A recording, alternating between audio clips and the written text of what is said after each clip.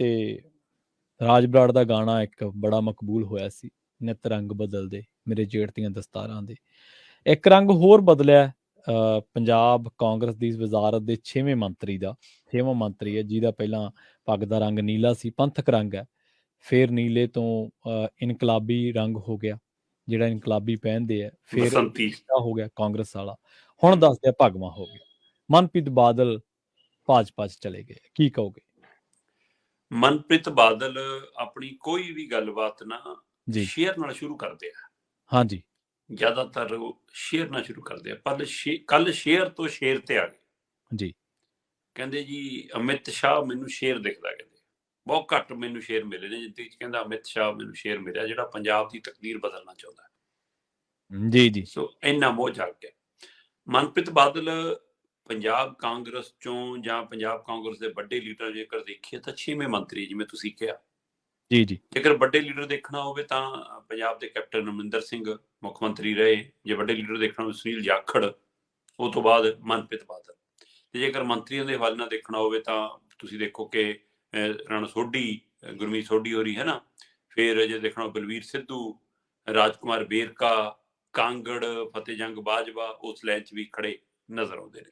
ਬਿਲਕੁਲ ਸੋ ਇਹ ਉਹ ਸਾਰੀ ਕਤਾਰ ਹੈ ਜਿਹੜੀ ਬੀਜੇਪੀ ਸ਼ਾਮਲ ਹੋ ਗਈ ਹੈ। ਪਰ ਜਦੋਂ ਇਹਦੇ ਪਿੱਛੇ ਦੀ ਮਨਸ਼ਾ ਦੇਖੀ ਜਾਂਦੀ ਹੈ ਤਾਂ ਸਮਝ ਨਹੀਂ ਆਉਂਦਾ ਕਿ ਹੁਣ ਇਹ ਭਾਜਪਾ ਜਾ ਕੇ ਖੱਟਣਗੇ ਕੀ। ਜੀ ਪ੍ਰਵੀਨ ਜੀ, ਜੇ ਬਠਿੰਡਾ ਸੀਟ ਦੀ ਉਹ ਮੈਂ ਗੱਲ ਕਰ ਲਵਾਂ ਤਾਂ ਬਠਿੰਡਾ ਸੀਟ ਤੋਂ ਇਸ ਵਿਧਾਨ ਸਭਾ ਚੋਣਾਂ 'ਚ ਜਿਹੜੇ 3 ਉਮੀਦਵਾਰਾਂ ਨੇ ਚੋਣ ਲੜੀ ਉਹ ਤਿੰਨੇ ਬੀਜੇਪੀ। ਅੱਛਾ, ਵਾਹ, ਇੰਟਰਸਟਿੰਗ। ਮਨਪ੍ਰੀਤ ਬਾਦਲ ਕਾਂਗਰਸ ਦੀ ਟਿਕਟ ਤੇ ਚੋਣ ਲੜਦੇ ਨੇ, ਸਰੂਪ ਚੰਦ ਸਿੰਗਲਾ ਅਕਾਲੀ ਦਲ ਦੀ ਟਿਕਟ ਤੇ ਚੋਣ ਲੜਦੇ ਨੇ। ਹਾਂਜੀ ਤੇ ਨੰਬਰਦਾਰ ਹੈ ਜੀ ਉੱਥੋਂ ਰਾਜੂ ਨੰਬਰਦਾਰ, ਹਾਂਜੀ ਉਹ ਜਿਹੜੀ ਪੰਜਾਬ ਲੋਕ ਕਾਂਗਰਸ ਬਣਾਈ ਸੀ ਕੈਪਟਨ ਅਮਰਿੰਦਰ ਨੇ, ਉਹਦੇ ਵੱਲੋਂ ਚੋਣ ਲੜਦੇ ਨੇ।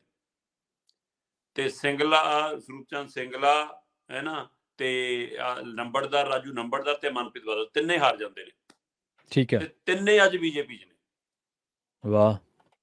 ਸੋ ਹੁਣ ਸਵਾਲ ਇਹ ਹੈ ਕਿ ਅਗਲੀ ਵਾਰ ਉੱਥੋਂ ਚੋਣ ਕਿਹਨੇ ਲੜਨੀ ਹੈ। ਚਲੋ ਬਿਲਕੁਲ ਹੁਣ ਆ ਜਾਈਏ ਕਿ ਮਨਪ੍ਰੀਤ ਬਾਦਲ ਨੇ ਕਾਂਗਰਸ ਛੱਡੀ ਕਿਉਂ। ਜੀ ਕੀ ਅਮਰਿੰਦਰ ਸਿੰਘ ਦਾ ਪ੍ਰਭਾਵ ਕੰਮ ਕਰ ਗਿਆ? ਕੀ ਈਡੀ, ਇਨਕਮ ਟੈਕਸ, ਸੀਬੀਆਈ ਉਹਦਾ ਕੋਈ ਪੱਤਾ ਹਿਲਦਾ ਦਿਖ ਗਿਆ?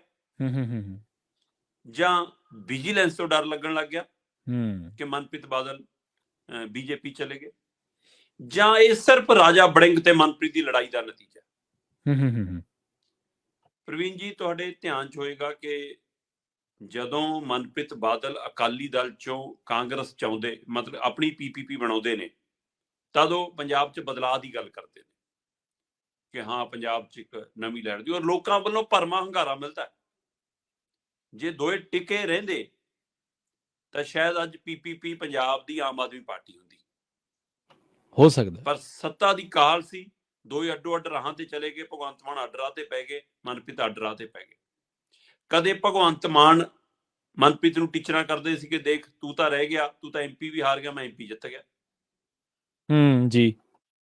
ਤੇ ਕਦੇ ਭਗਵੰਤ ਮਾਨ ਨੂੰ ਮਨਪ੍ਰੀਤ ਟੀਚਰਾਂ ਕਰਦੇ ਸੀ ਕਿ ਲੈ ਤੂੰ ਤਾਂ ਦਾਅਵੇ ਕਰਦਾ ਸੀ ਸਰਕਾਰ ਆਈ ਪਈ ਆ 90 ਸੀਟਾਂ, ਲੈ ਸਰਕਾਰ ਤਾਂ ਸਾਡੀ ਕਾਂਗਰਸ ਦੀ ਆ ਗਈ, ਮੈਂ ਬਣ ਗਿਆ ਵਿੱਤ ਮੰਤਰੀ। ਹਾਂਜੀ ਬਿਲਕੁਲ।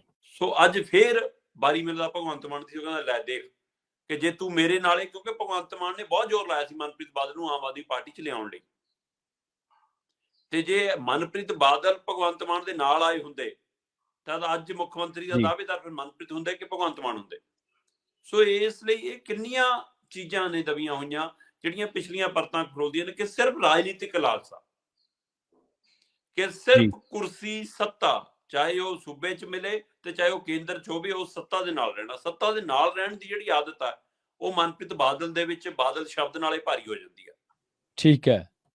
ਸੋ ਬਾਦਲ ਟੱਬਰ ਤੋਂ ਆਉਂਦੇ ਨੇ, ਪਿੰਡ ਤੋਂ ਆਉਂਦੇ ਨੇ। ਵੱਖਰੀ ਗੱਲ ਹੈ ਕਿ ਕਾਂਗਰਸ ਕਹਿੰਦੀ ਹੈ ਕਿ ਪੰਜਾਬ ਕਾਂਗਰਸ ਤੋਂ ਹੁਣ ਬਾਦਲ ਛੱਡ ਗਏ, ਸੋ ਕਹਿੰਦੇ ਕਿ ਅਸੀਂ ਤਾਂ ਵਾਗੋ ਵਾਗ ਹਾਂ ਜੀ, ਠੀਕ ਹੈ ਜੀ, ਇਹ ਬਾਦਲਾਂ ਦੀ ਪੱਟੀ ਸਾਡੇ ਨਾਲ ਉਤਰੀ।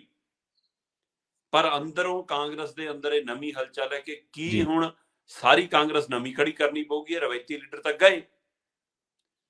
ਮਨਪ੍ਰੀਤ ਬਾਦਲ ਕਹਿੰਦੇ ਜੀ ਮੈਂ ਤਾਂ ਆਪਣੀ ਪਾਰਟੀ ਦਾ ਭੋਗ ਪਾਤਾ ਸੀ ਕਾਂਗਰਸ ਲਈ, ਤੇ ਮਨਪ੍ਰੀਤ ਬਾਦਲ ਨੂੰ ਰਾਹੁਲ ਗਾਂਧੀ ਨੇ ਖੁਦ ਸ਼ਾਮਲ ਕੀਤਾ ਸੀ ਕਾਂਗਰਸ ਦੇ ਵਿੱਚ। ਜੀ। ਤੇ ਅੱਜ ਜਿਹੜੀ ਸਥਿਤੀ ਮੰਨੀ ਜਾ ਰਹੀ ਹੈ ਉਹਦੇ ਵਿੱਚ ਸਿੱਧਾ ਸਿੱਧਾ ਕਾਰਨ ਰਾਜਾ ਵੜਿੰਗ ਨਾਲ ਟਕਰਾਏ।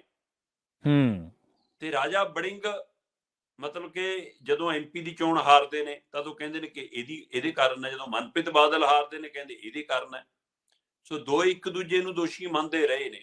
ਸੋ ਇੱਥੋਂ ਤੱਕ ਕਿ ਇਸ ਵਾਰ ਜਦੋਂ ਸਰਕਾਰ ਸੀ ਕਾਂਗਰਸ ਦੀ, ਤਦ ਰਾਜਾ ਵੜਿੰਗ ਔਰ ਮਨਪ੍ਰੀਤ ਬਾਦਲ 'ਚ ਸਿੱਧੀ ਟਕਰਾਅ ਸ਼ੁਰੂ ਹੋ ਗਈ ਸੀ, ਜਦੋਂ ਮਨਪ੍ਰੀਤ ਬਾਦਲ ਨੇ ਆਪਣੇ ਰਿਸ਼ਤੇਦਾਰ ਨੂੰ ਗਿੱਦੜਬਾਹਾ 'ਚ ਝੋਕ ਦਿੱਤਾ, ਜਦੋਂ ਮਨਪ੍ਰੀਤ ਬਾਦਲ ਆਪ ਗ੍ਰਾਂਟਾਂ ਦੇ ਚੈੱਕ ਵੰਡਣ ਜਾਂਦੇ ਸੀ। ਸੋ ਉਸ ਨੂੰ ਲੈ ਕੇ ਰਾਜਾ ਵੜਿੰਗ ਇੰਨੇ ਔਖੇ ਹੋਏ ਕਿ ਉਹ ਅਮਰਿੰਦਰ ਦੇ ਦਰਬਾਰ 'ਚ ਪੇਸ਼ ਹੋ ਗਏ ਸੀ। ਤੇ ਅਮਰਿੰਦਰ ਸਿੰਘ ਨੇ ਕਹਿੰਦੇ ਉਸ ਵੇਲੇ ਮਨਪ੍ਰੀਤ ਬਾਦਲ ਨੂੰ ਬੁਲਾ ਕੇ ਕਹਿਤਾ ਸੀ ਕਿ ਤੁਸੀਂ ਗਿੱਦੜਬਾਹਾ 'ਚ ਦਖਲ ਨਹੀਂ ਦੇਣੀ, ਇਹ ਮੁੰਡਾ ਵਧੀਆ ਕੰਮ ਕਰਦਾ, ਇਹਨੂੰ ਕਰਨ ਦਿਓ ਜੀ। ਤੇ ਉੱਥੋਂ ਵਧੀ ਖਟਾਸ ਹੁਣ ਇੱਥੇ ਆ ਕੇ ਰੁਕੀ ਆ, ਕਿਉਂਕਿ ਰਾਜਾ ਵੜਿੰਗ ਮਾਲਵੇ ਦੇ ਖੇਤਰ ਚੋਂ ਲੀਡਰ ਹੈ ਤੇ ਮਨਪ੍ਰੀਤ ਬਾਦਲ ਵੀ ਮਾਲਵੇ ਦੇ ਖੇਤਰ ਚੋਂ ਲੀਡਰ ਹੈ।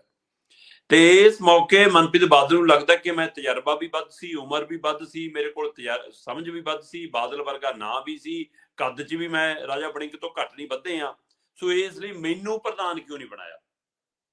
ਸੋ ਅਸਲ 'ਚ ਪ੍ਰਧਾਨਗੀ ਦੀ ਟੀਸ ਉਹਨਾਂ ਨੂੰ ਬੀਜੇਪੀ ਦੇ ਬੂਹਿਆਂ ਤੇ ਲੈ ਗਈ। ਠੀਕ ਹੈ। ਤੇ ਦੂਸਰੇ ਪਾਸੇ ਇਹ ਮੌਕਾ ਹੀ ਦਸਤੂਰ ਬਣ ਗਿਆ ਭਾਰਤ ਜੋੜੋ ਯਾਤਰਾ।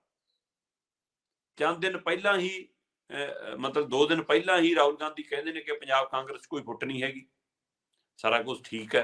ਤੇ ਇਸ ਭਾਰਤ ਜੋੜੋ ਯਾਤਰਾ ਦੌਰਾਨ ਅਗਲਾ ਨੇ ਪੰਜਾਬ ਕਾਂਗਰਸ ਤੋੜ ਕੇ ਦਿਖਾਤੀ ਕਿ ਲੋ ਚੱਕੋ ਜੀ, ਤੁਹਾਡਾ ਤਾਂ ਨਾ ਮਨ ਤੁਹਾਡੇ ਨਾਲ, ਨਾ ਪ੍ਰੀਤ ਤੁਹਾਡੇ ਨਾਲ, ਸਾਰਾ ਕੁਝ ਤਾਂ ਸਾਡੇ ਨਾਲ ਆ ਗਿਆ।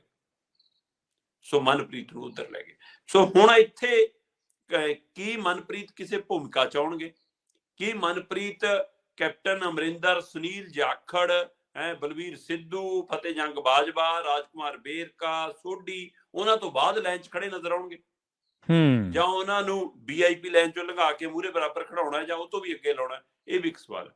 ਪਰ ਪਤਾ ਹੀ ਲੱਗ ਰਿਹਾ ਪ੍ਰਵੀਨ ਜੀ ਕਿ ਮਨਪ੍ਰੀਤ ਬਾਦਲ ਦੀ ਸ਼ਮੂਲੀਅਤ ਦੇ ਪਿੱਛੇ ਕੈਪਟਨ ਅਮਰਿੰਦਰ ਦੀ ਇੱਕ ਚੰਗੀ ਕਾਰਗੁਜ਼ਾਰੀ ਹੈ। ਪਰ ਜਿਹੜਾ ਅਸਤੀਫਾ ਦਿੱਤਾ ਉਹ ਬਾਕਮਾਲ ਹੈ। ਜਿੰਨਾ ਕਿ ਮੈਨੂੰ ਤੁਹਾਨੂੰ ਪਤਾ ਹੈ ਕਿ ਪੰਜਾਬ ਮਤਲਬ ਕਿ ਦੇਸ਼ ਦੇ ਵਿੱਚ ਹੁਣ ਜਿਹੜੀ ਕਾਂਗਰਸ ਪਾਰਟੀ ਦਾ ਪ੍ਰਧਾਨ ਉਹ ਤਾਂ ਖੜ ਗਿਆ, ਤੇ ਮਨਪ੍ਰੀਤ ਬਾਦਲ ਅਸਤੀਫਾ ਭੇਜਦੇ ਨੇ ਇੱਕ ਮੈਂਬਰ ਪਾਰਲੀਮੈਂਟ ਰਾਹੁਲ ਗਾਂਧੀ ਨੂੰ। ਸੋ ਇਹ ਗੱਲ ਫੇਰ ਸਾਬਤ ਕਰਦੀ ਹੈ ਕਿ ਇਹਦਾ ਮਤਲਬ ਕਾਂਗਰਸ ਦੇ ਅੰਦਰ ਹੋਲੀ ਸੋਲੀ ਰਾਹੁਲ ਗਾਂਧੀ ਹੈ, ਖੜ ਕੇ ਤਾਂ ਵਿਚਾਰਾ ਡੰਮੀ ਹੈ। ਤੇ ਉਹ ਅਸਤੀਫੇ ਦੇ ਵਿੱਚ ਕਹਿੰਦੇ ਨੇ ਜੀ ਮੈਂ ਤਾਂ ਕਾਂਗਰਸ ਦਾ ਲੰਮਾ ਇਤਿਹਾਸ ਦੇਖ ਕੇ ਆਇਆ ਸੀ, ਆਪਣੀ PPP ਦਾ ਭੋਗ ਵੀ ਪਾਤਾ ਸੀ ਤੇ ਉਹ ਵੀ ਸਾਰੀ ਸ਼ਾਮਿਲ ਕਰਤੀ ਸੀ, ਪਰ ਇੱਥੇ ਕਹਿੰਦੇ ਕਿ ਮਤਲਬ ਕਿ ਅੰਦਰ ਜਿਹੜੀ ਆਪਸ ਵਿੱਚ ਖਿੱਚੋਤਾਣ ਬਹੁਤ ਹੈ, ਇੱਕ ਦੂਜੇ ਨੂੰ ਠਿੱਬੀ ਲਾਉਣ ਦੀ ਕੋਸ਼ਿਸ਼ ਬਹੁਤ ਹੈ, ਈਗੋ ਬਹੁਤ ਹੈ, ਲੀਡਰਾਂ ਨੂੰ ਮਤਲਬ ਕਿ ਉਹਨਾਂ ਸਤਿਕਾਰ ਨਹੀਂ ਮਿਲਦਾ ਉਹਨਾਂ ਦੇ ਰੁਤਬੇ ਦੇ ਹਿਸਾਬ ਨਾਲ, ਇਸ ਲਈ ਮੈਂ ਛੱਡ ਕੇ ਜਾ ਰਿਹਾ। ਤੇ ਉਧਰ ਕਹਿੰਦੇ ਜੀ BJP ਤੋਂ ਮੈਨੂੰ ਉਮੀਦ ਹੈ, ਮੋਦੀ ਜੀ, ਅਮਿਤ ਸ਼ਾਹ ਪੰਜਾਬ ਦੇ ਲਈ ਕੁਝ ਕਰਨਾ ਚਾਹੁੰਦੇ ਨੇ, ਪੰਜਾਬ ਨੂੰ ਮੁੜ ਕੇ ਲੀਹ ਤੇ ਲਿਆਉਣ ਲਈ ਜੇਕਰ ਕੋਈ ਸਹੀ ਕੰਮ ਕਰ ਸਕਦਾ ਉਹ BJP ਕਰ ਸਕਦੀ ਹੈ। ਸੋ BJP ਦਾ ਅਮਿਤ ਸ਼ਾਹ ਸ਼ੇਰ ਹੈ। ਅੱਜ ਉਹ ਸਾਰਾ ਕੁਝ ਚੰਗਾ ਲੱਗਣ ਲੱਗ ਗਿਆ ਤੇ ਲੋਕਾਂ ਨੇ ਕੱਢ ਕੇ ਪੁਰਾਣੀਆਂ ਵੀਡੀਓ ਵੀ ਪਾਤੀਆਂ ਕਿ ਆ ਭਾਈ ਤੁਸੀਂ ਪੰਜਾਬ ਦੀ ਵਿਧਾਨ ਸਭਾ 'ਚ ਖੜ ਕੇ ਭੰਡਦੇ ਰਹੇ ਹੋ ਕਿ ਐਂ ਲੁੱਟਦੇ ਆ ਜੀ। ਇਹ ਵੱਖਰੀ ਗੱਲ ਹੈ ਕਿ ਜਦੋਂ GST ਆਈ ਸੀ ਤਦ ਉਹਨਾਂ ਦਾ ਸਮਰਥਨ ਕਰਨ ਵਾਲਾ 'ਚ ਮਨਪ੍ਰੀਤ ਬਾਦਲ ਸਭ ਤੋਂ ਪਹਿਲਾਂ ਸੀਗੇ। ਬਿਲਕੁਲ ਸਹੀ ਹੈ। ਤੇ GST ਦਾ ਸਮਰਥਨ ਕੀਤਾ ਦਾ ਮਤਲਬ BJP ਦੀ ਨੀਤੀ ਦਾ ਸਮਰਥਨ ਸੀ। ਪਰ ਸਵਾਲ ਇਹ ਹੈ ਕਿ ਜਿਹੜਾ ਬੰਦਾ ਕਦੇ ਤੱਕੜੀ ਦੇ ਚੋਣ ਨਿਸ਼ਾਨ ਤੇ ਲੜਦਾ ਸੀ, ਠੀਕ ਹੈ, ਉਹ ਪਤੰਗ ਉਡਾਉਣ ਲੱਗਿਆ ਤੇ ਉਹਨੇ ਪਤੰਗ ਰਾਹੁਲ ਗਾਂਧੀ ਦੇ ਹੱਥਾਂ 'ਚ ਦੇ ਕੇ ਪੰਜਾ ਫੜ ਲਿਆ ਤੇ ਅੱਜ ਪਤੰਗ ਵੀ ਕੱਟੀ ਗਈ ਤੇ ਪੰਜਾ ਵੀ ਛੁੱਟ ਗਿਆ ਤੇ ਤੱਕੜੀ ਤਾਂ ਫਿਰ ਹੱਥ ਆਉਣੀ ਹੋ ਗਈ ਸੀ ਜਦ ਹੱਥੇ ਨਹੀਂ ਰਿਹਾ। ਸੋ ਹੁਣ ਦੇਖਦੇ ਆ ਜੀ ਚਿੱਕੜ ਚੂਤਰ ਕੇ ਕਮਲ ਦਾ ਫੁੱਲ ਕਿੰਨਾ ਖਿਲਦਾ ਮਨਪ੍ਰੀਤ ਬਾਦਲ ਦਾ। ਹਾਂਜੀ ਬਿਲਕੁਲ ਦੇਖਦੇ ਆ ਕਿੰਨੀ ਕਰਾਸ ਆਉਂਦੀ ਹੈ ਇਹਨਾਂ ਨੂੰ BJP